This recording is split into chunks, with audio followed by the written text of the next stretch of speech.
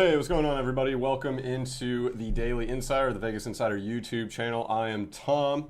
Wow, what an NBA game last night. Game 7 between the Hawks and Sixers. We'll get into that a little bit, along with the Western Conference final between Phoenix and the Clippers. But we got actually a pretty light day, but still a lot to get to. And before we do, just want to remind you to check out our contest to earn free picks for a week from any of our handicappers of your choice. How do you do that? Well, leave a best bet in the comments section below of this video. It could be anything. It could be a first half line, a second half line, player prop. It can be anything. It can't be futures bet for obvious reason. It can't be a live bet. So if the game started, and we do have timestamps on when you leave the comment, that will not work. So make sure you leave your best bet along with your Vegas Insider ID. The reason we ask for that is so that we can contact you if you win. And how you get an ID, if you don't already know, go to our website. You'll see at the top right corner is a big yellow box that says register. You'll click on that, fill out your information. It's totally free. And yeah, so if you give a best bet and it hits, you will be in the drawing for a week of free picks from any of our handicappers. So you have to get the bet right, then it turns into a raffle style game. So do that, and be sure you like and subscribe to our YouTube channel. Those are the requirements. Leave a comment with your best bet and your Vegas ID Insider, your Vegas Insider ID. Also, like and subscribe to the YouTube channel and the video, and you will be in the running for free picks from our handicappers for a week. Any handicapper of your choice. We're not just going to give you one randomly. So yeah, all right, let's, since Euros are kind of underway, and we've already got two matches underway that started at noon Eastern Standard Time, we can go ahead and just kind of touch on that briefly. It's been a pretty good tournament so far. We have North Macedonia, they're taking on the Netherlands right now, and Ukraine taking on Austria. Italy has looked like the best team so far in this tournament. I know France, there still are the odds-on favorite, but in terms of the eye test, through the first few matches of group stage that we've seen so far, I personally think Italy has looked like the best team. Now, they didn't look great yesterday, but they got the W, and their goal differential is +7 in this tournament. They've won all 3 matches to 0. So, you know, Italy is looking really good. I think Turkey might be the biggest disappointment in this tournament right now. They lost all their games. The goal differential is just insane for them. Picked as a dark horse by many in this tournament. They're not even going to get out of group stage. So a bit disappointing there. Want to check out the Euro 2020 best bets from our man Toby. He's up +260 right now for the tournament as a whole. So you definitely want to check out the best bets. 4 matches today, 2 underway. The other 2 will begin at 3 p.m. Eastern Standard Time. And let's go through that real quick. Russia is going to be taking on Denmark. Now, I don't know if a lot of people have been following Euros and what's been going on with Denmark specifically, but their top player had a cardiac arrest in match day 1, went down early in that match. They ended up playing it that day, later that day, and then Denmark, they ended up losing. They lost their second match as well, but they played really good football, one would argue. Now, Denmark, they've lost 4 straight matches in Euros. They are favored today, however, and they're given minus value, -148 to beat Russia. I'm not actually particularly sold on Denmark getting the victory against Russia, who is still playing, they're still alive in this thing, so they're not just going to roll over to Denmark. Denmark is still without their best player in Eriksson. So it's a tall order for Denmark, despite the fact they are playing inspired football. They played really well in their match day 2 match, but look, Russia is going to be a tough outing for Denmark. I personally don't think the -148 is a lock by any means. Usually with soccer, because you're betting the 3-way, which includes the draw, anytime you see a minus value of any sorts, you have to really be certain that that team is going to win. Because again, you're not only betting against your opponent, you're betting against the draw as well in a 3-way line. So just be mindful of that. If you're feeling Denmark today, I personally just don't like those odds. They've lost 4 straight Euro matches. Now, Denmark, they've also lost the second half in 10 of 12 Euro matches when playing at night. You can get Russia to win the second half for +400 or 4-1. So I think there's a couple different ways you can kind of bet around this match without going all in with Denmark's unkind odds. I love Denmark. I love the inspiration they're playing. Our company's owned by Denmark. They're headquartered in Copenhagen. But look, the minus 148 is just not there for me. I think there's other ways to bet around this match at 3 p.m. And then, of course, we also have Belgium. They're going to be taking on Finland today. Belgium is some would argue they're in the final phase of their golden generation, so it's kind of win it all now, or we have no idea when we'll see Belgium this elite again, maybe not in our lifetimes at least. So Belgium's going to look to get the job done. They've won 3 of their last 4 Euro group stage matches 2-0.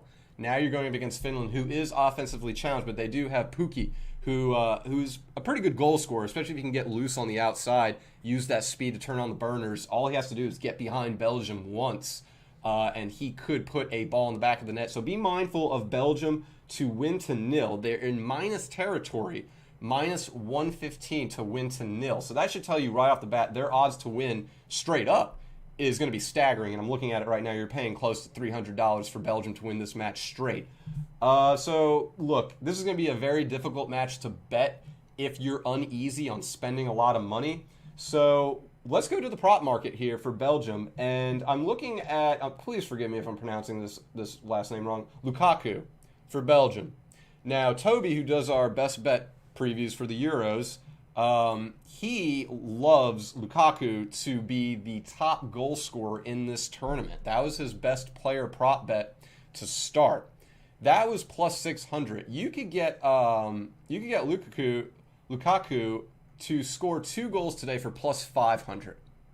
So that's pretty good value considering he was plus 600 to lead all players in the tournament with goals. You could get him to score 2 goals against a defensively challenged Finland team. Again, at plus 500, I think that's a great bet to consider. Lukaku has scored 2 goals in 2 of his last 4 Euro group stage matches, and he actually did so in match day 1. I forget who Belgium beat first in their group, but Lukaku got the game's first goal, so there was great value there. And then he got another goal, so he got the 2-goal market and the first goal market. So look around Lukaku in the goal market and some odds there. He should find the net once or twice against Finland, and you're not having to pay a pretty penny for Belgium to win the match. If you are comfy with Belgium shutting out Finland, I think that's okay too for minus 115. Belgium, they gave up that 1 goal already in match day 2. It was against Denmark, I do believe. They gave up the early goal, came back, scored twice. Kevin De Bruyne looks fine after his fractured face injury that he suffered in the Champions League. So yeah, I don't have an issue if you want to go with Belgium minus value to win to nil, but I do think Lukaku's goal prop odds and trends are the best thing to consider for today's match between Finland and Belgium. Okay, so then we got 4 matches today. Again, 2 have already started, 2 are coming up at 3 p.m., and then we've got, I believe, only 2 tomorrow between the Czech Republic, England, and Croatia, Scotland. And that group is absolutely wide open. The Czech Republic and England, as you can see with the ticker below, they are tied for first place pretty much right now in that group. So everyone's fighting for their Euro lives in England's group. Big game tomorrow against Czech Republic, and then Croatia taking on Scotland. A good result by Scotland in their last match at night when they took on England and saw a draw. So England, real quick, they play at night tomorrow against the Czech Republic. So 3 p.m. Eastern Standard Time over here is night over there in Europe. And England has seen a draw now, I believe, in 4 of its last 5 Euro matches at night. And the Czech Republic are a pretty good team. They're kind of under the radar this year, so just keep that in mind. Again, we've got 2 matches coming up in Euros today, as 2 are already underway. Now, let's recap the what was the absolute insanity in the NBA last night between the Hawks and the Sixers. I mean, my goodness, drop all your Ben Simmons, Doc Rivers, Josh Smith memes and gifs if you want. This was just insane. Personally, okay, so going into the game, Atlanta had covered the spread in 9 of 13 games, but they had lost 7 of 8 when facing elimination. So my thought process was take the plus 6.5 because these games have been very, very close for the most part. And plus 6.5, it doesn't even seem to matter if the Hawks win or lose this game. Plus 6.5 is a very, very high spread. a lot of people, Shaq included, I don't know if a lot of people listened to him at halftime, they indicated, a lot of people thought Philly would win this game by 15 to 20 points. I personally thought the game would be close, but I thought Philly would pull away in the fourth quarter and end up winning by double digits, around 10 to 12 points. But I did bet on the Hawks plus 6.5 because I saw they covered 9 of 13, and the games have been relatively close. So I wasn't too surprised that the Hawks covered the spread at plus 6.5. You see, they ended up covering plus 13.5 when it was all said and done. The Ben Simmons, look, I'm not going to sit here and rail this guy like all of media has last night and this morning, because the story has not changed with Ben Simmons. The day he was drafted, you knew there were offensive issues. I don't know what it is with Philadelphia and loving to draft guys with offensive issues. They did the same thing with Markelle Fultz. And they traded Fultz to Orlando, who's actually looking like a really, really good pick at this point. It's just unfortunate, for Ben Simmons. I feel bad for the guy, but look, Philly's been talking about this for years now. This isn't all of a sudden issue with the 76ers or the city of Philadelphia. They've been clamoring for Ben Simmons to get better shooting the ball for years now, and it really hasn't happened. And maybe it's just not in his game. I don't know. I know one of our coworkers this morning brought up the fact that Ben Simmons' dad made him shoot left-handed. Maybe that has finally caught up to him at this point of his life and his career. We don't really know what the issue is. There is some consistency, though, here, and it's not Ben Simmons' shooting, although there is consistency there in his lack of shooting. Doc Rivers, outside of the Boston championship he won, keep in mind, the Celtics caught the entire NBA landscape off guard during the NBA draft that year when they traded and got Ray Allen and KG to start what was essentially the first big three of our modern era. Doc Rivers hasn't really done anything since then, since Boston caught everyone off guard. And you see the list of names Doc Rivers has had in the playoffs. And you go back to Orlando with Hill and McGrady. So we don't even talk about the Orlando team that he had. Let's now move forward past, he did the thing with Boston. They caught the NBA off guard. The NBA then had an offseason to play catch-up, and Boston didn't win after that. So now you have Paul George, Kawhi Leonard, Chris Paul, Blake Griffin, Joel Embiid. These are all players that Doc Rivers has failed to get past the second round with. And I know a lot of people were probably thinking about what Josh Smith, went off on Instagram last night talking about Doc Rivers. Keep in mind, Josh Smith was part of that Rockets team that made a historic comeback against the Clippers. Josh Smith hit like every three-point shot he took, and they beat the Clippers and Doc Rivers when they had Blake Griffin and Chris Paul. So, there's two consistent issues here with Philadelphia's loss last night. One is Doc Rivers, and one is Ben Simmons shooting. I also want to bring up Lou Williams real quick, because when you look at the roster of Atlanta and then you look at the roster of Philadelphia, yes, Philly has Joel Embiid, and he's the best player on the court. Granted, Atlanta has Trae Young, and you could spend hours making that debate who's better between the two superstars. But if you look at the roster, Atlanta is better. And I'll get to Lou Williams in just 1 second. But you look at Atlanta's bench, okay? They're a low-key experienced team, which we have talked about on this show before. Lou Williams is a 2-time Sixth Man of the Year. You don't win that award by accident twice, okay? He's got experience. He played awful in Game 6 in Atlanta. He didn't play out of his mind in Game 7, but what he did do was he made his 2 shots that he took, and he had 2 huge steals in Game 7 against Philadelphia. I mean, Philly turned the ball over 17 times. Doc Rivers was quick to point that out as one of the main catalysts for Philly losing that game last night. Was they had 17 turnovers. You're not going to win any game with 17 turnovers, no matter what sport it is. But Lou Williams had 2 crucial steals in the game last night.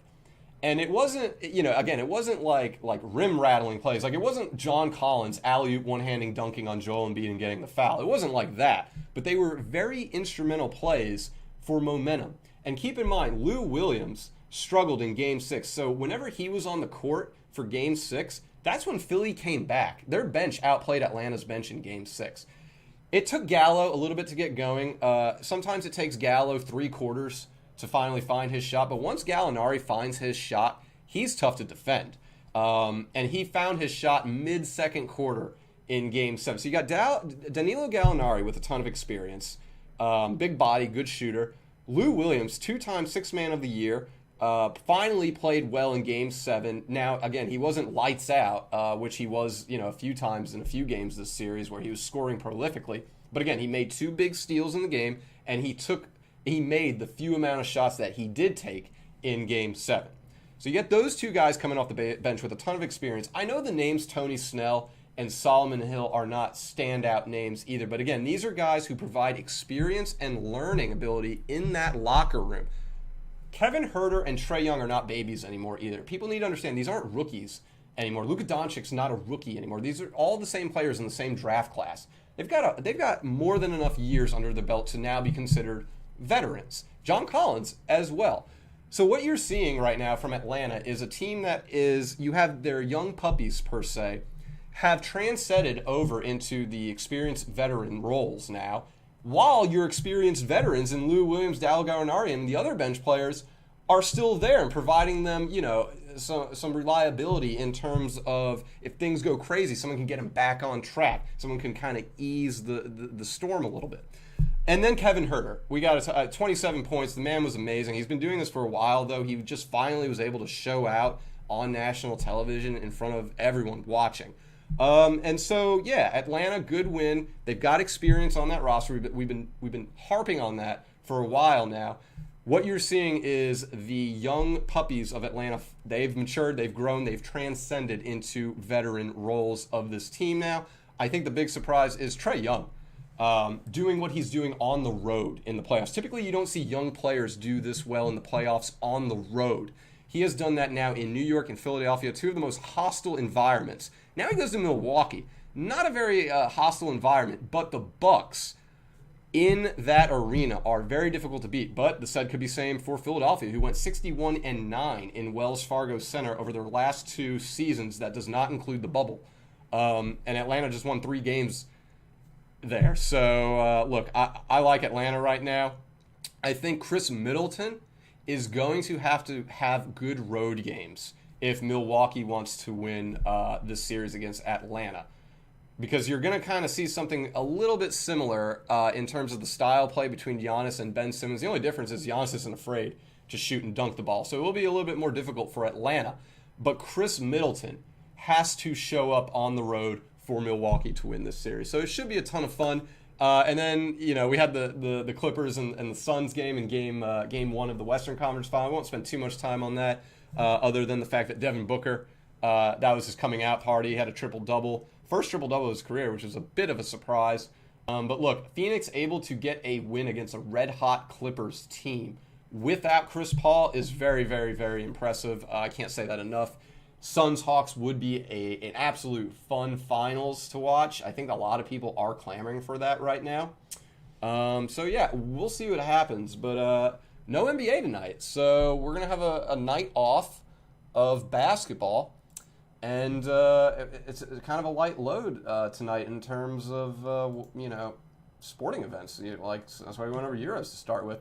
Then we got one hockey game tonight, and we'll go over that. We got the Isles and the Bolts in some Stanley Cup playoff action tonight. Now, the Islanders have won 5 of their last 7 games as the underdog. They've been, I'm pretty sure, the underdog every single game in this series against Tampa Bay. I like New York whenever they're underdogs because they are a really good team, and they're always overperforming when they are the underdogs. They always play better than expected. The issue I have with tonight going with the Islanders is that Tampa Bay rarely loses back-to-back games, and they just lost to New York. So there is that. I don't like the puck line in this. New York covers the puck line. They've covered the puck line. I think it's 7 of 8 games. That's plus 1.5, so you're paying minus 200, something close to that. I don't like the puck line in this game. The over-under is set at 5, and it has actually gone under 5. It has failed to go over 5 in 3 of the last 4 meetings when the puck line is 5. So they're expecting a low-scoring game. I think this is a bit difficult to choose. Just looking for some trends here. 8 of the last 11 Tampa Bay games have gone under. So if you like one of the popular markets for this game, under seems to be the way to go. I'm not sold on a winner here. Again, if push comes to shove, I'm going to take Tampa Bay because they're at home. They're coming off a loss. Typically, they don't get caught off guard 2 times in a row. If this game was in New York and New York was the underdog, I would say take them. But I really don't like any of the popular markets in this game. Now, I go to the prop markets here, and there's a few players that are worth taking for a goal. One in particular is Matthew Barzal at plus 235 to score a goal. He scored a goal in 6 of 8 games. I feel like you should test that, just because of the 6 for 8. Just the trends are too consistent not to test. And then Braden Point, he scored a goal in 7 straight games. So you have 2 players on each team who are just scoring goals at will. Now, Braden Point's odds are plus 115. That's not a ton of value, but it is plus value. So you do have that. I think you kind of look into that direction too. Then there's a kind of a long shot here. Jordan Eberle at plus 325. He has scored a goal in 3 straight game 5s for New York. So in game 5s, he shows up plus 325 are his odds to score a goal. So I think there's a couple of players you can prop bet around for the hockey game tonight because, quite frankly, I'm not going to sit here and tell you the Islanders are going to win, Tampa Bay is going to win. I have no clue who's going to win that game. That's such a toss-up to me. Like I said, the Islanders have won 5 of their last 7 games as the underdog. The Islanders have covered the puck line, not in 7 of 8, but in 8 of 9 games. Here's an interesting market. Over 1.5 goals in the third period has hit in 5 straight games between these 2 teams when playing in Tampa Bay. So 2 goals in the third period, doesn't matter from either team. Tampa Bay could score twice, New York could score twice, or they both score once. Might want to consider that as well. And also keep in mind, if there is a lead in the third period at all, the empty netter is going to be an option for a goal. So just keep that in mind as well for the third period goals. But I like the player prop betting. Braden Point's scored in 7 straight. Might want to fade him. He's due to not have a goal in a game, and his odds are closer to even. And Matthew Barzal, he's got odds over 2-1. He scored a goal in 6 of 8, and Jordan Eberle has odds over 3-1. He scored a goal in 3 straight game 5s. So maybe look into that direction too. I know our NHL betting expert Jonathan Willis. He did the game preview tonight. Excellent work from him. He likes Nikita Kucherov to score the game's first goal at plus 900. I don't mind that at all. If you want to take hockey's best scorer to score the game's first goal for something close to 10-1, take it. Even if you miss on that, that's a great bet because he can score the first goal. So we'll see there. All right, I guess that's it for hockey. Vegas ended up winning last night in overtime. I don't think anyone expected Montreal to give the fight that they're giving. So good stuff from the Canadians there in Montreal. Carey Price is playing out of his mind. Vegas made the goalie switch last night. They took out Marc-Andre Fleury, they put Leonard in, and at first it looked like Vegas might be biting themselves for making that move, but it ended up panning out for them. They get the 2-1 victory. So, some good stuff, some good hockey games there. But, I mean, that NBA game last night, oh, gosh, that was so good. All right, we don't have a ton of baseball today, so, it's a light day, as I said. So we'll go through some of the games we have. Because it's sort of a light day right now, if you have any questions that you want, answered, as to do betting, anything really, just feel free to leave them in the live chat, and I'll answer them for you. It could be picks you guys and gals are thinking about. It could be the results from last night. It could be games coming up, futures, anything. If you have any betting thoughts or questions, feel free to share them, and I'll try to get to them here on the show. So let's see. We've got, like I said, only a handful of baseball games. There's not much action today. We have a doubleheader between the Braves and the Mets. Game 1 is set for 5 p.m. Jacob deGrom is going to be taking on Ian Anderson, the first game of a doubleheader. Look, it's hard not to take the Mets when they got deGrom going out there, but the Mets are minus 215, so it's like, do you really want to take the Mets? Well, the Mets, they've won 6 straight home games, divisional home games, after losing the game prior, so I'm not too sure I would side with Atlanta here as a healthy underdog. The first inning has gone over half a run in 4 straight night games when Atlanta is playing in Citi Field. You can get over half a run in the first inning at plus 115. Now, deGrom is pitching, so just bear in mind that will more than likely have to come from the Mets hitting on Ian Anderson. And if you know your MLB Jacob deGrom New York Met history, The Mets typically don't hit the ball well when DeGrom is on the mound, so just be wary about that. New York, they've won the first inning in 3 of 4 home games. When facing a team with a losing record, you can get the Mets to win the first inning at plus 260. So if the Mets win the first inning, the over first inning run is going to hit. So just bear that in mind, too. There's some things there favoring New York getting to Ian Anderson in the first inning of this game. However, the Braves have led after 3 innings in 5 of 6 games when facing a team from the National League with a winning record. Atlanta plus 300 to be leading after 3 innings. It seems that a run will be scored in the first 3 innings, just not sure by who. But 2 good pitchers going on the mound in this one, so just bear that in mind. Let's get to the late night games now. 7 o'clock, we have the Houston Astros. They're going to be taking on the Baltimore Orioles. # Birdland. Now, Baltimore had a nice little streak there going where they had seen the home team win. I think they've seen the home team win 8 of 9 or 9 of 10 games, so just be mindful of that. Now, Houston, they have actually won 17 straight games when facing Baltimore at night after winning the game prior. And Houston's minus 167. Now, I know that's not like super cheap odds, but it is parlayable. And quite frankly, it is cheap enough just to take Houston straight up. They really don't have any excuse to lose this game. However, keep in mind, Baltimore typically sees the home team win lately. They are at home, so just bear that in mind. If you're feeling like a scrappy underdog today, I don't mind Baltimore, but I do expect Houston to win this game. Houston's won 3 of the last 4 games against Baltimore. Baltimore did win the last meeting against Houston, and that game was in Baltimore. Final score 8-7, but it was a while ago. The run total has actually gone over in 2 straight games played between these two teams, and both times the run total was double digits. So they went over 11.5, they went over 10. I'm not too sure if that's going to be the case this game. You got Jake Ozzorosi. Look, I expect Houston to win this game going against Keegan Aiken. Houston's just on a roll right now. How many games have they won in a row? 1, 2, 3, 4, 5, 6. They've won 7 games in a row, and they've won 8 of their last 9. So, for the best team in the AL West, in my opinion, I don't know if I'd bet against them. Baltimore, so they lost 2 of their last 3 games that were at home. Prior to that, Baltimore had seen the home team win 1, 2, 3, 4, 5 of their last 8 games. So I think Houston is a fine play here. They're the better team. They've got pretty kind odds for how good they are and how bad Baltimore is.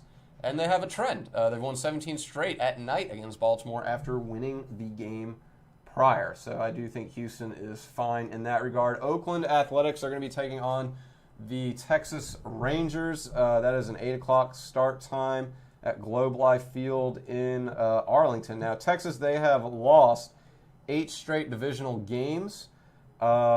Things are not going to get easier with the visiting Oakland Athletics. We had a pretty good series in New York this past weekend. Oakland, they've led after 3 innings in 3 straight divisional games when playing at night. You can get Oakland to lead after 3 innings for plus 128. I think that's tremendous value right there. There's no excuse that they should trail to Texas in this game. They got Frankie Montas on the mound. Texas, though, has Kyle Gibson on the mound, who has been pitching stellar for Oakland this year. And then when you look at some of the trends here, the run total has gone over in 3 of the last 4 meetings between these two teams. But you got Frankie Montas and Kyle Gibson on the mound. However, Texas has gone over the run total in 4 straight games when facing the American League at night. So if you want to take a chance here, feel free to go over. However, I'm going to stay away from the run total market. Too many crossing trends here. I think Oakland at minus 127 is cheap enough to take straight up. Oakland should not lose this game. They shouldn't lose this game. Now, Texas at home as an underdog typically has been good. But one stat that really stands out to me with Texas is that they have lost, I believe now, it's either 12 or 13 straight games against a team with a losing record. Now, Oakland doesn't have a losing record, but if you're losing 13 straight games to teams with losing record, what are you going to do when you face a team with a winning record? So just bear that in mind. Texas, plus 107. I like them as underdogs. I don't like that line, though. For how bad they've been playing lately and how good Oakland's been playing lately, Oakland's a cheap enough road favorite, I think, to consider. And Texas is just not, the value's not there for how bad they're playing right now. Again, I like Texas usually as a home underdog. Plus 107, 105, no. I need that at like plus 150 or higher if I'm going to take Texas to win a game. Or just pass. Just pass on the game if you don't like Oakland. All right, so we got Cleveland and Chicago, the Cubs, not the White Sox. So interleague battle here between the Indians and the Cubbies. The Cubbies, they've won 8 straight home games when facing a team with a winning record, so they show up at home against good teams. Cleveland, they do have a winning record this year. However, the Cubs, they have lost the first inning in 3 or 4 home games when facing the AL Central, so you can get Cleveland to win the first inning for plus 330 and still be okay with hedging the Cubs to win the game overall. Now, the run total has gone under in 3 straight games between Cleveland and Chicago, so maybe looking to the run total going under for these two. However, Cleveland has gone over in 6 or 7 road games, so just bear that in mind. Wrigley Field, usually people can hit it out of that park too. Who's pitching? Aaron Savale. Okay, so got some good pitchers going in this game. Should be interesting. I do think going under would be smart though. Good pitchers on the mound. The run total has gone under in 3 straight games played between both teams. Chicago has covered the run line in 3 straight games when facing Cleveland. However, the underdog has covered the run line in 5 straight games between these two teams. And the underdog is Cleveland. Plus 1.5, minus 182, a bit expensive there. This seems like a game to stay away from, but if you have any conviction in the run total, I think going under would be the way to go here. Looking at the run total lines now, I'm actually reading it's at 7 for Cleveland and Chicago. When the run total has gone under in the last 3 meetings between these two teams, it's been 5 runs or less. So the 7 works. I just think there's a lot of crossing trends in this game, and there's really no conviction here for me. So I'm gonna pass on Cleveland and the Cubbies. But again, if you like the run total, I do think going under would be the better of the two. But I'm not recommending anything in that game. Cincinnati and Minnesota. Cincinnati, oh boy, they had a rough going in San Diego this past week. And Minnesota, on the other hand, they had a great weekend They had a great outing this past weekend, winning a few games. Now, the Reds, they have won 6 straight games against the Twins after losing the game prior. But this is a tough one. Because like I just said, Cincinnati's coming off, I believe they were swept against San Diego. I'm not certain, but they had lost the series against San Diego in San Diego. Minnesota had a good series on the road at that. And so it's a bit tricky here for me to pick a winner because of the momentum. But look, Minnesota has J. Happ on the mound. He has not been that great this season, and the trends do point towards Cincinnati. So between the two teams, I am okay with taking the Cincinnati Reds to win this game. They got to break out of their slump eventually. Their bats are just too good. Looking at the run trends, the run total has failed to go under in 4 straight games between the Reds and the Twins. It's gone over 3 times. It was a push a 4th time, and Cincinnati, they've gone over the run total in 3 of their last 4 games. So with the bats of both teams, with J.A. Happ on the mound for Minnesota, I think taking the run total to go over in this game is fine. And actually, I'd probably recommend that over Cincinnati winning, but you do what you want. I'm fine with either one in that regard. 9:40 baseball, we got the Brew Crew. They are going to be taking on Arizona, who is just awful this year without sugarcoating it. They've been bad, plain and simple. So Brett Anderson is going to be taking on Merrill Kelly. It's hard to take Arizona in this game. They've lost 20 of their last 21 night games when facing a team with a winning record. The Diamondbacks, they've trailed after 3 innings in 5 straight night games when facing the NL Central, a team from the NL Central with a winning record. The Diamondbacks have lost the first inning in 3 straight home games when facing the NL Central. There's so much working against Arizona in this game. If you like Arizona, though, there's a good trend that they have that they will go over the run total for themselves. So if you want to take Arizona to go over 3.5, 4.5 runs, I think that's fine against Milwaukee. I just wouldn't take Arizona to win this game as a home underdog. Milwaukee has won 4 straight games against Arizona. Granted, all those games were in Milwaukee, but they were in 2021, so we're not reaching for like 2019, 2020 stats. These are all recent. Milwaukee, they've covered the minus 1.5 run line in 4 straight games against Arizona. So I think Arizona's run total to go over is fine. I think if you like Milwaukee, take the minus 1.5. They covered that in 4 straight. Arizona is arguably one of the worst teams in baseball right now. They can't buy a victory at this point. And you're getting Milwaukee minus 1.5 or plus 123, so there is plus value there. If you're going to take Milwaukee straight up at minus 120, I have no issues with that either. That's insanely cheap for how bad Arizona has been this year. The issue becomes, how much conviction do you have in Brett Anderson pitching for Milwaukee in Chase Field, a venue that is particularly hitter-friendly? I like Arizona over run total. That would be my top bet. But if you like Milwaukee minus 1.5, or you want to take Milwaukee to win straight up at minus 120, I have no arguments there at all. More power to you if you decide to do that. Alrighty, we have, what is it, one more baseball game? I think it's the Dodgers. Yeah, this is the fun one. We got the Padres and the Dodgers. So this is clearly the two teams in the NL West right now. Now, San Francisco's made some noise, but like the MLB story entering this year, the big story at least, was can San Diego challenge the World Series champions, the LA Dodgers, in the division. And before the season started, everyone was like, yeah, it's cute. Like, it's cute San Diego thinks they can do that. But everyone loves the Dodgers. Odds makers love the Dodgers. Their win total before the season was like 108, 109, which is insane. And now we are, what are we? Nearing the end of June. The Padres have a shot to win the division. They're playing great ball. It's not even that San Diego is playing out of their minds. They're not. They're playing about to what we expected them to play, especially at home. They're like almost unbeatable at home. I think a lot of people thought the Dodgers would be better. So it's not necessarily that the Padres have reached the level of the Dodgers where they were going like 47-15 last year. That's not it at all. It's more of the Dodgers coming back down to the Padres level, which is, I would argue, about a 90-win team, 95-win team.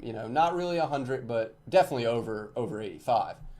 So yeah, we'll see what happens. This is a big series, guys. This is a big one, and the Dodgers, when they're done with the Padres, they then have to face the Cubs. They host the Cubs in a big series, too. So this is a pretty big week for the Dodgers, and it starts tonight with the San Diego Padres. Now, the Padres at home are pretty much unbeatable, as I've already said. The Padres have seen the home team win 7 straight games. So San Diego not only wins at home, they have trouble winning on the road. So if this series was taking place anywhere, San Diego is more than happy that it's going to be taking place at Petco Park. I'll tell you what, for minus 124, San Diego, I'm not convinced on that. Look, Yu Darvish is great, but that 5th, 6th inning will roll up on you, and no pun intended. And the Dodgers are a one-inning team most of the time. They get most of their runs in 1 inning, and it's right around that time, the 5th to 6th inning. So this would be a live betting game for me. I'm not going to go out and if you want to take the Dodgers as an underdog for plus 107, do it, because those are great odds. But the Padres, just keep in mind, they don't lose at home often. They've seen the home team win 7 straight games. And this just feels like it's going to go back and forth. It doesn't feel like the Padres are going to get out to like a 2-0, 3-0 lead in the first inning and then never relinquish the lead. Maybe they will, but this just feels like a series you should be live betting around. Let's just say San Diego goes up 3-0 in the 6th inning, and Yu Darvish is out there. Take the Dodgers. They're probably going to be hovering around plus 575. They could be even higher than that, depending on how well San Diego looks and how poor LA looks. This is all hypothetical, keep in mind. But that would be the time to jump on the Dodgers. I just think that if you like the Dodgers right now, take them. If you're a bit skittish, wait. See what Yu Darvish is showing up in the 5th, 6th inning, and then kind of go from there. See what the score is, see what the odds are given, and go from there. But this is very much a wager in-game series between the Dodgers and the Padres. But look, whoever the underdog is before the game starts, whether it be the Padres or the Dodgers, I'm not going to argue if you take them just for value alone. When are you going to get the Dodgers at plus 107 again? That's just, so feel free to take that. Again, I'm live betting it, though. San Diego, they've won 1, 2, 3, 4. They've won 4 or 5 against the Dodgers. They've covered the run line, plus 1.5 in 5 straight games. The run total has failed to go under in 7 straight games played between both teams, too. I'm telling you, I think the Dodgers are going to get to Yu Darvish tonight. I have no idea what inning it will be.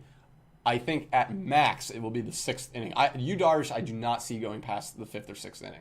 or the 6th inning. I'm sorry. So live bet. Wait until mid game and just see what you're working with, and then kind of make your own assessment from there and bet accordingly. But I wouldn't take the Padres at -124. I get they're good at home and they see the home teams win more times than not. I just don't like the value for going up against a team as talented as the Dodgers. It's just not good value. So if the Padres were underdogs, I'd say take them. But the fact that the Dodgers are underdogs, I'd either take them now or just live bet the game. So yeah, that's me.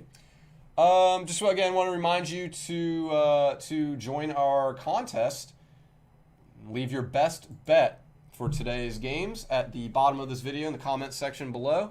It could be anything live, not live though. It can't be a live bet, can't be a futures bet either. It has to be a game being played today. It could be tennis, it could be soccer, it could be basketball. Well, there's no basketball. It could be baseball, it could be hockey, it could be anything. It could be player prop, first quarter, second quarter, first half, third period goals, anything you want. Now, to that, if it's a heavy favorite you choose, if you're picking like -1000s, like Rafael Nadal to win, we're not going to pick you. That's just not how it is. So, make it challenging. Don't go in there with like a -300 favorite, And to that, if you put in like a -300, a -400, -1000 favorite, and someone else puts in a bet that hits, we're going to choose that person just because they picked a much more difficult odd. So just keep that in mind. Don't pick heavy favorites. Don't pick live games, or don't pick futures. So leave your Vegas ID, your best bet, and if you win, you will get a free handicapping pick for a week from any handicapper you want. So that is that. But that's going to do it for me here at the Vegas Insider YouTube channel, the Daily Insider. I believe Kevin will be back tomorrow to get back to hosting duties, as we've got a pretty light week ahead. Keep in mind, NASCAR, they got 2 races this weekend. They're kind of broken it up at the Poconos, so just be mindful of that. F1's going to go to Austria for Sunday. Euro round of 16 will begin Saturday as well on this weekend, so they got some more group stage matches to get through this week. I believe the last set of group stage matches is on Wednesday. Then it will go to the round of 16, the knockout stage, the exciting stuff. That will be on Saturday. We got Wimbledon coming up, I believe, at the end of the week as well. UFC event also, but overall, pretty light week with playoff games riddled throughout the weekdays. But that's going to do it for me. Thom Cunningham here at the Vegas Insider YouTube channel. Thank you guys so much for tuning in and watching. Go out there, make some money, make some smart bets, and until next time, we'll see you.